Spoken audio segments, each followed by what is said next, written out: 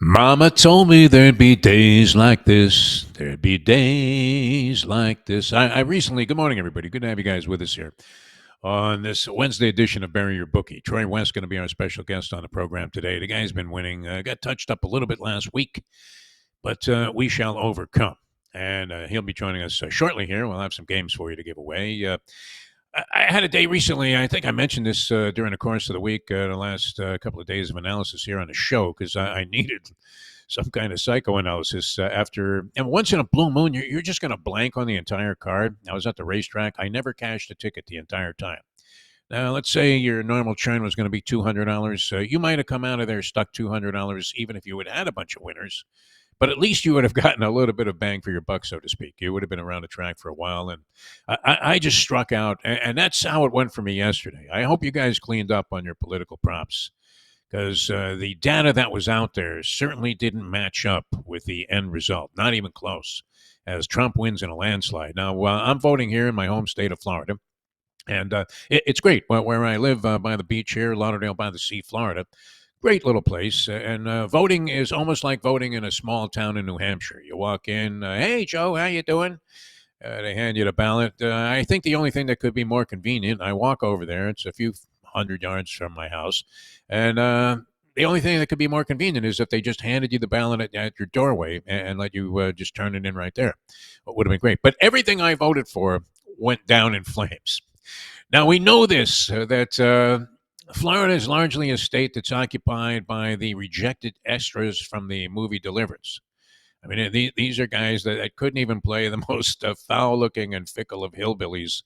That's just the way it is. But I didn't expect everything to go down like it did. And, it was a tough day there at the ballot box, including the legalization of marijuana, the elimination of an extremely restrictive abortion rights law. All of that, because we're in Florida right now, I don't know. They should just have a cracker as the state symbol, and we'd be in good shape. All right, if you were betting political props, you could have done it right with our people at Bet Online. They take virtually everything. It's amazing. The world's most trusted betting platform and your number one source for online betting. It's Bet Online. From the earliest odds to in-game live betting, Bet Online provides you with all the action and the ability to watch the games as they happen. With the largest selection of odds on everything from football, NBA, NHL to entertainment, and they were one of the leaders in the political props. Head to Bet Online today to get in on all the action with America's most trusted site for online wagering. Bet Online. The game starts here. I tell you what, this is a situation that I really don't particularly favor. It's never advantageous for the degenerate bettor, especially if you're laying a bunch of points in a game, which we don't ever recommend laying an overwhelming amount of points.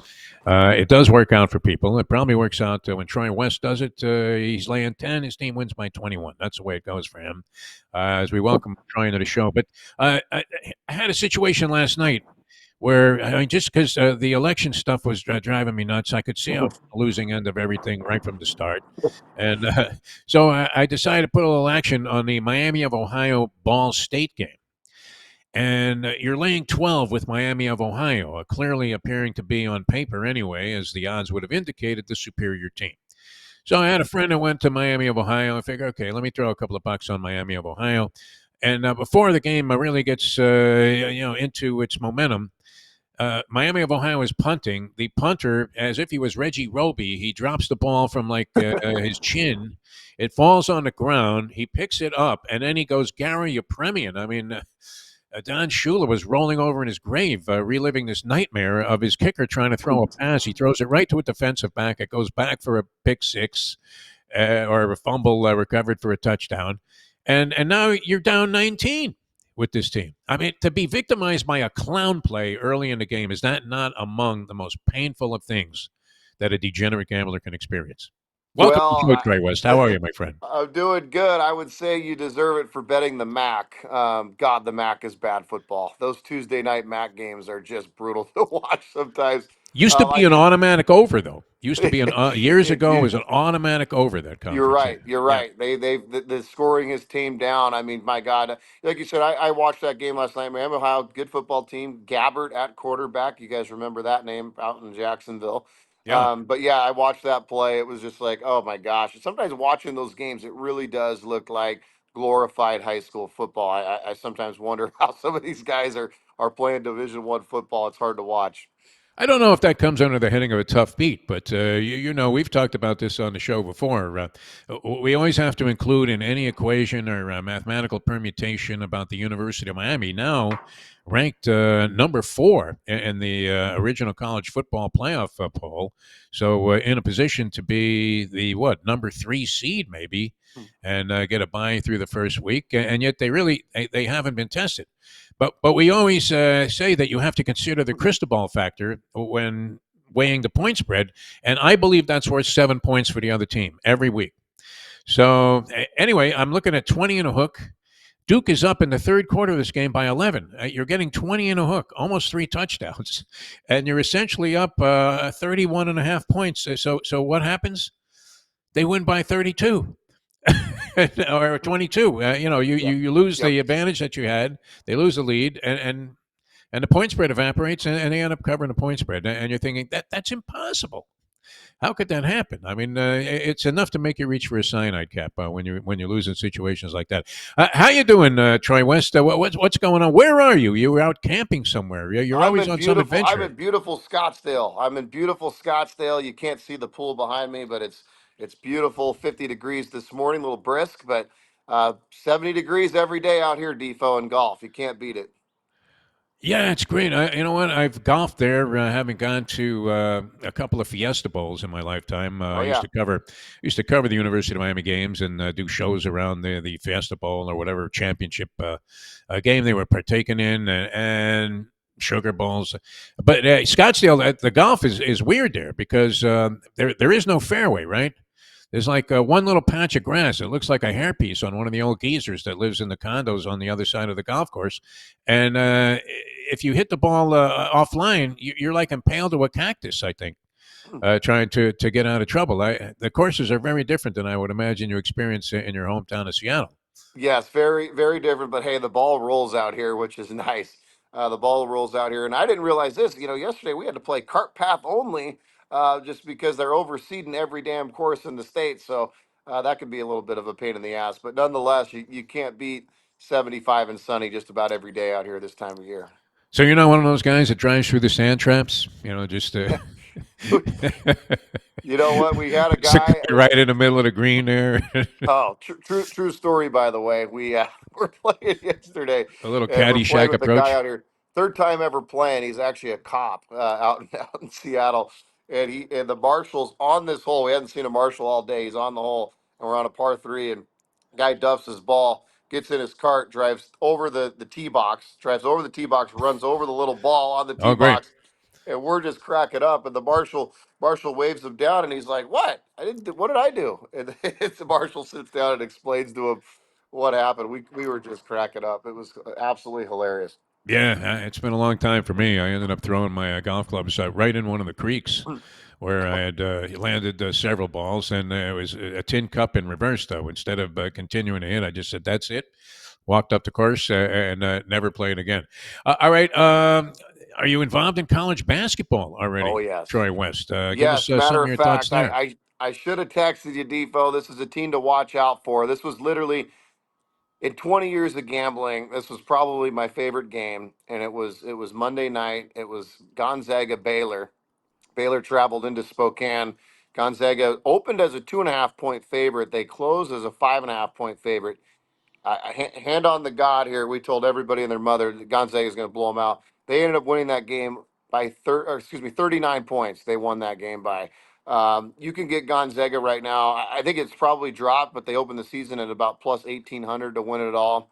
Um, Mark Few has his team dialed in. They've got some great transfers. They're senior dominated.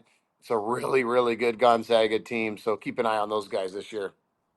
Every year, though, Gonzaga becomes the hot team, and people are talking about Mark Few is finally going to break through and win that national championship. The guy's been great. He seems to have the right amount of humility and class and dignity. I don't know. I mean, if you can do anything completely on the level in college basketball anymore, even the wizard, John Wooden, was cheating with a guy named Sam Gilbert who was funneling money. You think Kareem Abdul-Jabbar really wanted to leave Manhattan? I don't think so. Sure. But the guy didn't want to leave his room. All of a sudden, he's going to Los Angeles, and he's out there on Sunset Boulevard in a convertible, getting basking in the sunshine.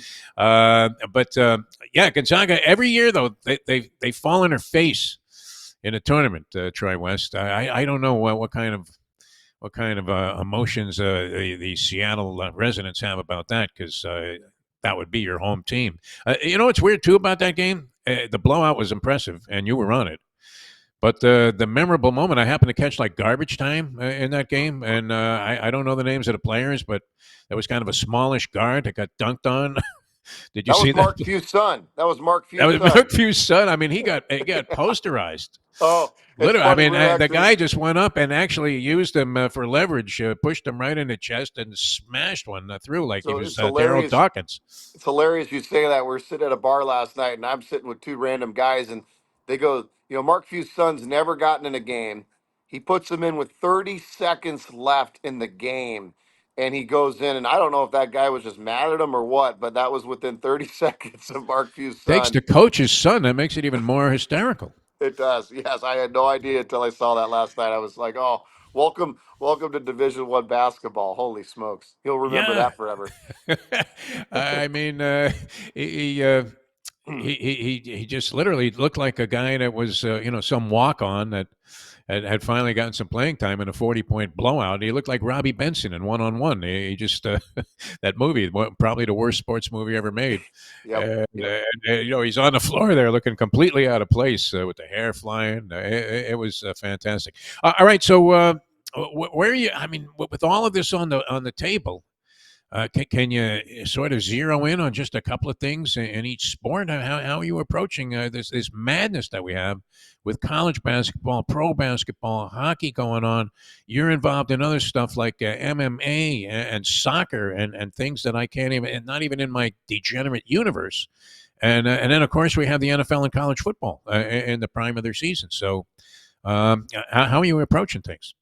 Yeah, I think this is where the viewers need a handicapper. I really do because this is where Vegas. Not to say that they're throwing out bad lines, but right now they don't know these college basketball teams. They just don't. I mean, we a lot of us don't, right? There's so many transfers, guys going in and out, new coaches, this and that. So this is where I think the viewers out there, the gamblers. This is where you need a capper. This is where you need a team of guys that are digging deep into the lines, which is this is really all we do is dig deep into this stuff. So this is my favorite time of year as a gambler because there's just so much, and to have more is better, right? When you've got, you know, 8 NFL games on a Sunday, you're crazy if you think Vegas doesn't have those lines dialed in. But on a college basketball Saturday where you got 50 college basketball games, you got college football, this, that, and the other, Vegas is going to miss some lines. So this is where we as a company got to dial in and make sure we're getting the right stuff out to the public.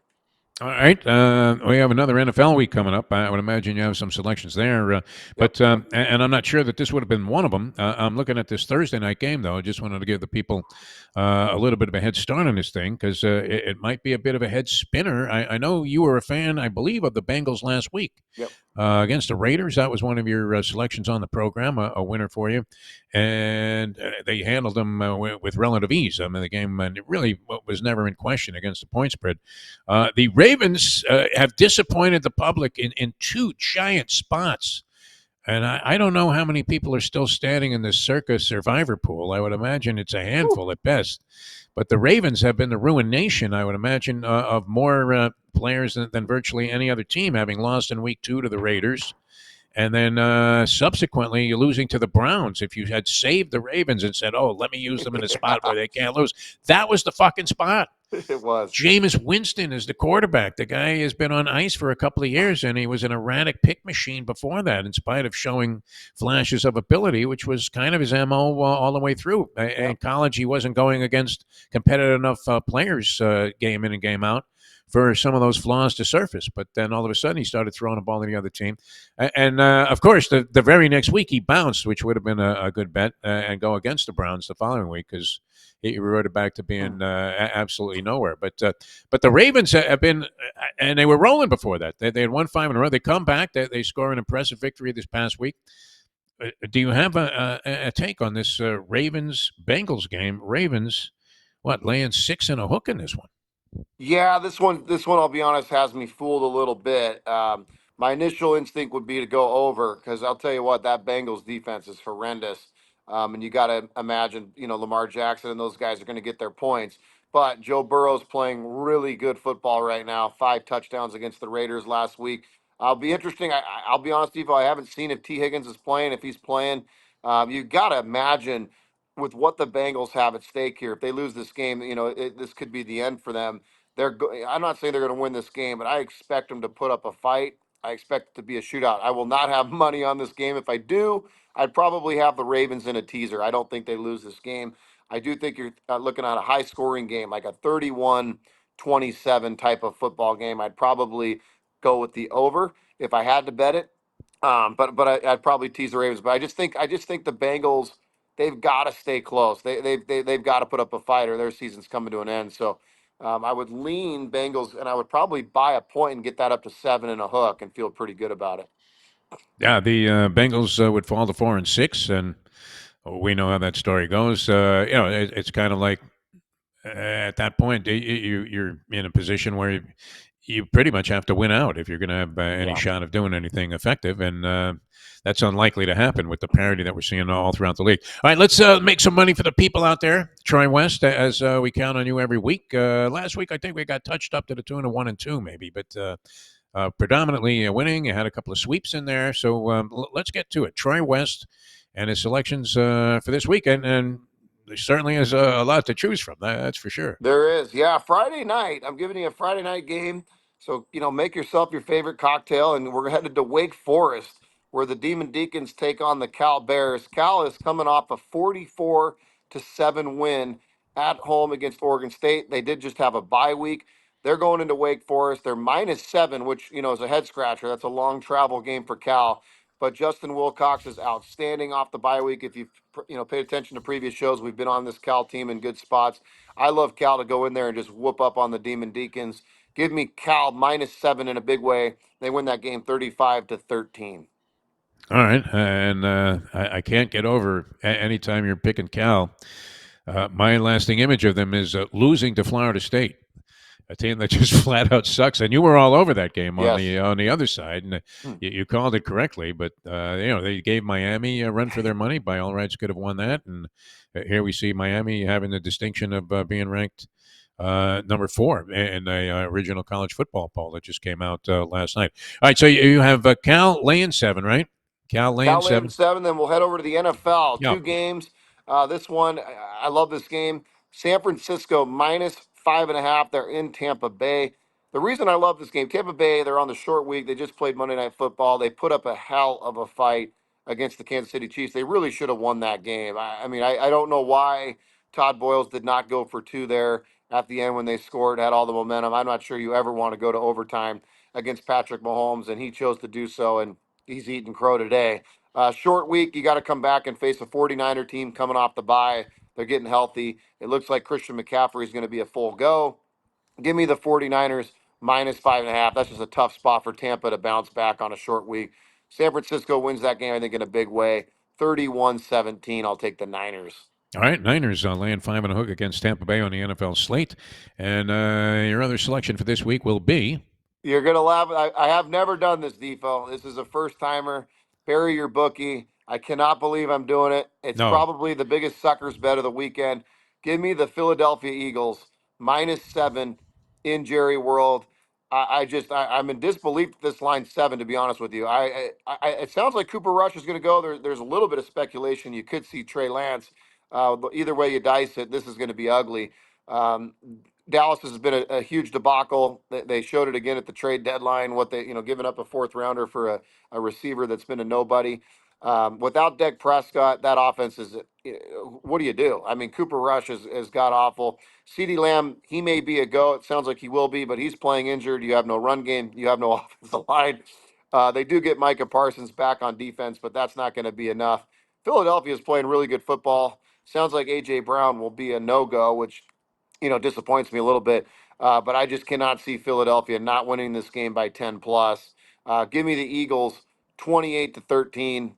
I'll take the Eagles -7. Hey, you brought up another just insufferable beat as They're up 22 points, 22 to nothing. Jacksonville is doing absolute zipology in the ball game. They can't get out of their own way. They can't make a first down. They can't make a stop. Philly's settling for some field goals in spots that were disappointing, naturally, but as it always is. And yet, at 22 nothing, you can't cover 7 and a hook with Philadelphia, as Jacksonville then has a chance to actually win the game in the end, but were thwarted by an interception in the end zone. Otherwise, I mean, that was one of those scores that you turn the game off and you come back to later on and Yep. go, what the fuck? It reminds me, as I've mentioned many times on Bury Your Bookie, of my favorite line in a movie, the greatest gambling movie ever, number one, the James Caan version of The Gambler. I don't know if you're familiar with that Oh yeah. film. Oh yeah. Wahlberg came back and kind of destroyed it. He didn't. He wasn't nearly as effective in the remake of The Gambler. The original, though, was great, and of course, this predated instant information. And he has his bookie knock on the door, and the guy says, "You got my money, Axel?" He goes, "Well, what do you mean? You're supposed to pay me." He goes, "They don't pay off at halftime, Axel." He Yeah. had a couple of games in Vegas that he thought could not lose, and that's the way it goes sometimes. But up 22 nothing with Philadelphia, a complete domination of all of the action, offensively, defensively, in every aspect of the game. And they failed to cover the point spread, and that's the way it goes. It makes it tough. Hey, I had an interesting thing. You might want to check this out, and I wanted to give the fans out there, if you like Bury Your Bookie, a heads up. I do a show once a week called Conversations, and it's interviews. It consists of interviews with various people that I enjoy and have enjoyed having on shows I've done over the many years I've been doing this shit.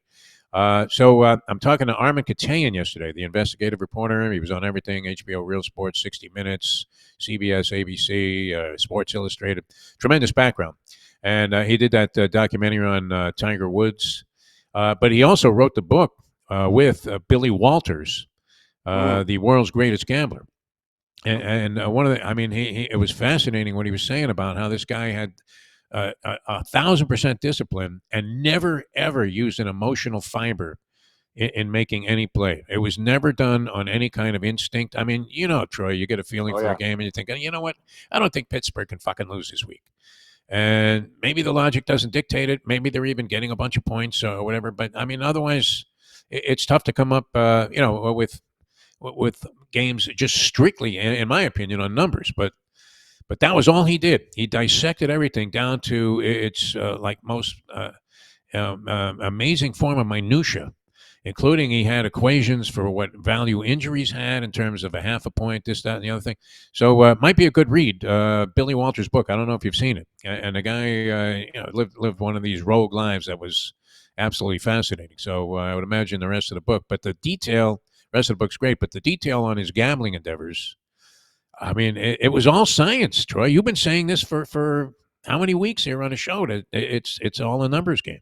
It is. It is. Yeah, it's funny. Billy Walters owns a golf course out in Las Vegas, Valley Yes. High. Resides out there often. So haven't had a chance to meet him, but know him well, or know of him well, and I'll have to tune into that interview. I'd love to see that. Oh yeah. It's on a thing called Bleacher Brothers. You can check it Oh out. They have a yes, YouTube channel, and but the stuff he was saying about Billy Walters was fascinating. Now at his golf course in Las Vegas, and I believe he owns several golf courses. Is there a discount for degenerates if you can show a degenerate brethren card? If you can show some losing tickets, do you get like free greens fees or something? I tried that. I tried that, and it did not work. It did not work. So no, he's a stick. Gosh, his prices keep going up. So I'm wondering if he's been losing bets, but his prices are going I up think year he's to pretty well year. off. Yeah, he That's just what I did some hear. time. Yeah, for like insider Oof, trading or something, I some heard bogus that. case. Oof, Yeah. Yeah, yuck. he wasn't happy about that. Even the No. prosecutor was offering an apology, but that's a little bit too late after you've already done like 3.5 years in the Yeah. can there at some federal camp in Pensacola, Florida. But came back to his millions, and a fascinating story. So that might be anybody that's a fan of any kind of degenerate gambling, or even if you're just a casual gambler and like a good story. The book on Billy Walters by Armin Katayan. It sounded fascinating. I milked him too for a free copy. Love it. I sent Love him my address and said, it. "Could you please sign this and just send me one?" And Love I don't that. know what it's going for in the store, but well worth it. All right, Troy. Always a pleasure. Enjoy the game of golf. We're teeing off soon here.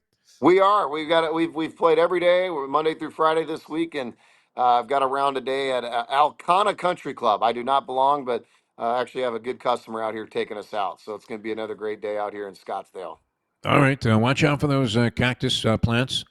And try to stay out of the desert, as they say. Just try and find whatever grass that they're growing there, Amen. and it'll be great. All right, thanks, Troy. How can we get your stuff too? I mean, Yeah, get to you're the offering these Instagram. services. You give out the Gonzaga game to your Yes. adoring public, and they're all cashing.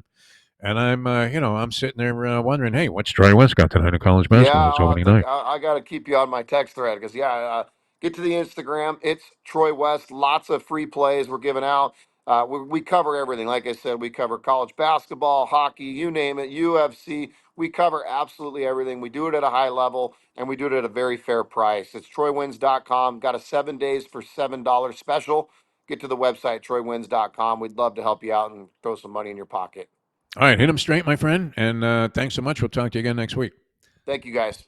All right, Troy West, ladies and gentlemen, there does a fine job for us. Finally got touched up with a little bit of a losing week last week at 1-2 on the picks he gave out on a show, but he's been outstanding. I didn't realize that was Mark Few's kid. Are you kidding me? Literally, I mean, worst sports movie ever made. We talked about the best one, The Gambler, for degenerates anyway, with James Caan. Rounders would be a close second, in my opinion. But worst sports movie ever made might be The Fan with Robert De Niro. That could be. I mean, just a ridiculous premise, and it got out of control at the end where he actually kills the guy because he didn't hustle. I mean, come on, De Niro must have really been desperate for one of those alimony checks to take that role. That was sort of a denigration and a disgrace to his overall resume. A fine actor. People may or may not like his politics. He seems a little bit wigged out, but nonetheless, can't take away. I mean, some of the roles and performances he gave, just the stuff of which legends rightfully are made. But worst sports movie ever made, Robbie Benson, a movie called One on One.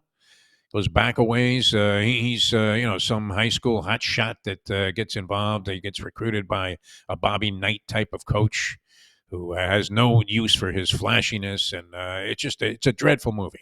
Right up there with the last 45 minutes of $1 Million Baby with Hilary Swank, where you're standing up in the theater and screaming, "Die already!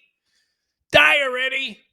Because it was just unbelievable that they stretched this hospital scene out. They must have really been what was there, a writer's strike right at the time they were finishing the movie, so they just sat there. Unbelievable stuff. But One on One, Robbie Benson gets my vote. Worst sports movie of all time.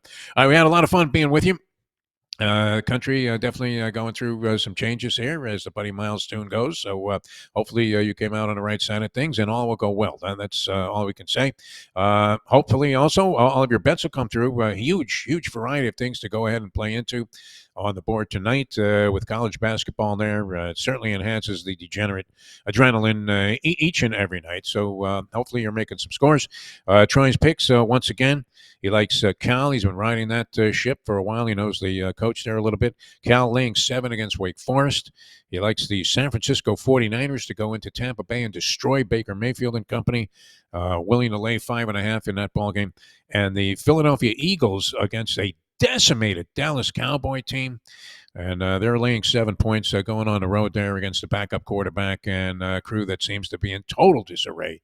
So he's willing to lay the 7 there with Philadelphia on the NFL schedule. I will see you next time. For the people at No Filter and Bet Online, I'm Jeff DeForest. Thanks for tuning in to this edition of Bury Your Bookie.